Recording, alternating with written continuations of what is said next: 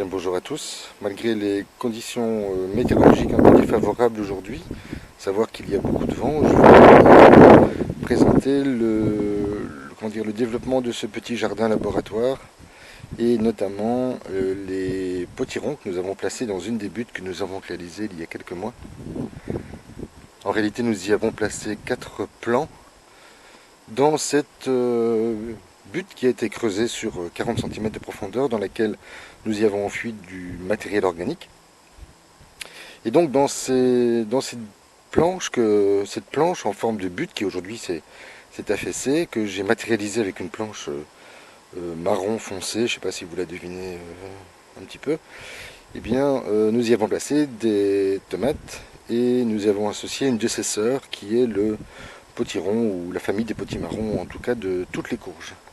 Il manque évidemment soit du maïs pour faire la troisième sœur, soit du tournesol. Vous voyez la taille qu'ils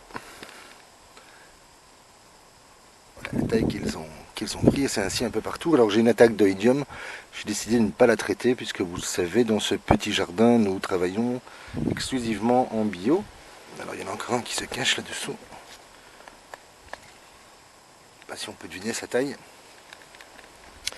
Alors ici nous avons quelques cœurs de bœuf. Vous voyez comme elles sont belles.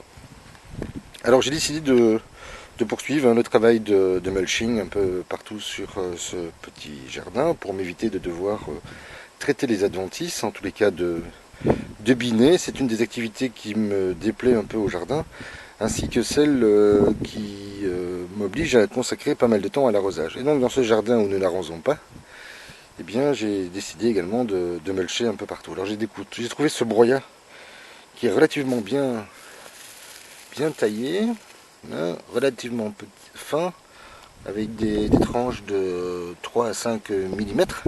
Et là je dois remercier Marraine qui m'a permis de les récupérer. J'ai eu l'occasion de récupérer 2 tas. Alors vous voyez que ce que je fais, c'est que j'installe 2 types de broyats différents. Un broyat décomposé qui a à peu près 2 ans, vous voyez sa couleur tout de suite, magnifique, que j'installe au pied des plants, sur lesquels je viens disposer celui-ci. Et en principe, le premier broyat va nourrir le sol, tandis que le deuxième va étouffer les adventices. Alors ici j'ai quelques tomates Pyros. Vous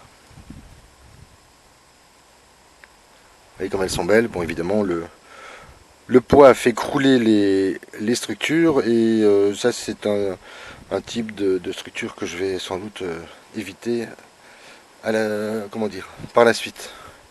Avec les choux sont relativement beaux, hein, ils occupent tout le sol, et ça c'est une disposition en quinconce qui finalement donne d'assez bons effets. J'ai 3 types de choux, hein. Vous les reconnaissez tous, le chou vert, le chou de Bruxelles et les choux blancs. Alors bien vous voyez, on a l'impression tout de suite en ayant remulché le sol que le terrain est beaucoup plus grand. Ici, je ne sais pas si vous entendez, sous mes pas, j'y ai installé des cartons. Je ne sais pas si on le voit bien. Voilà. Des cartons qui vont, puisqu'ici il y avait un chemin que je devais constamment tondre, et donc j'ai décidé de me faciliter un peu le travail. Et donc j'ai installé ces cartons, j'ai profité de la pluie hier, et en 3 heures, j'ai réussi à installer ce mulch que je vais devoir évidemment entretenir. C'est pour ça que le carton qui est de la cellulose va aider les bactéries et surtout les champignons présents dans le bois en future décomposition, qui vont donc aider le bois à se nourrir, puisqu'il se nourrit de cellulose. Ça permet d'accélérer la décomposition de la lignine qui est présente dans le bois. Et voilà, je vais également continuer à me faire des passe-pieds dans ce chemin pour pouvoir travailler plus aisément. Alors je vous montre encore quelques pyros. Comment un peu souffert de cette année particulière, avec ces 2 canicules. Donc la plupart d'entre elles se sont craquelées sur le dessus. Mais celles que j'ai dans la serre, dans l'autre jardin, sont en parfaite santé. Voilà, enfin c'est rien de très grave. Alors avec l'allure qu'a pris ce jardin. Ces plants sont toujours aussi magnifiques, toujours sans traitement. D'ailleurs, j'hésite un peu à leur préparer comment dire, une pulvérisation à base de bicarbonate de soude, de lait demi-écrémé, d'eau et de savon de Marseille, en me disant que peut-être j'aurai le mildiou. Mais pour l'instant, je n'ai toujours rien. Et heureusement qu'il y a un petit peu de vent aujourd'hui. Ça permet de sécher rapidement les feuilles, puisqu'il a plu beaucoup. Enfin, plus beaucoup. Il a plu durant quasiment toute la journée, mais une pluie relativement fine. Et donc, c'est vrai que voilà, j'ai eu peur d'avoir quelques attaques.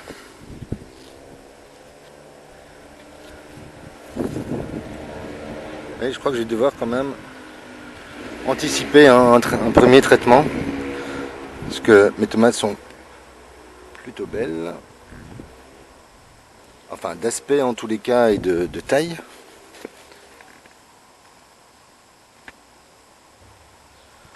Ça, c'est la réveille des marchés. Je me suis souvenu y avoir placé quelques plants.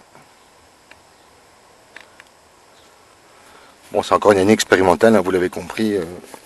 J'ai ici installé tous les plants qui me restaient, mais principalement donc de la Roma et de la San Manzano, de la Saint-Pierre et de la Cœur de Bœuf. Oui, ici aussi, ça se passe bien. J'ai des tomates un peu partout.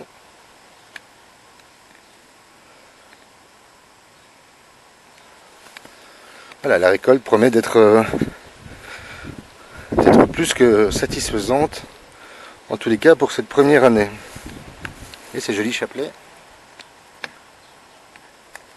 Alors on a fait des premiers tests de sauce tomate et je vous dis pas le bonheur absolu que ça représente. De manger des produits de qualité avec une grande fraîcheur. Et comment ça... Pour l'instant on évite les maladies. Mais vous imaginez bien que c'est une source d'inquiétude. Alors la butte souffre énormément. Hein. Je vais devoir la retravailler. Je vais en profiter donc pour remulcher un peu partout jusqu'à ma petite réserve d'eau qui est là-bas. Et je pense que je vais devoir un peu augmenter la surface en prévision des prochaines cultures d'automne.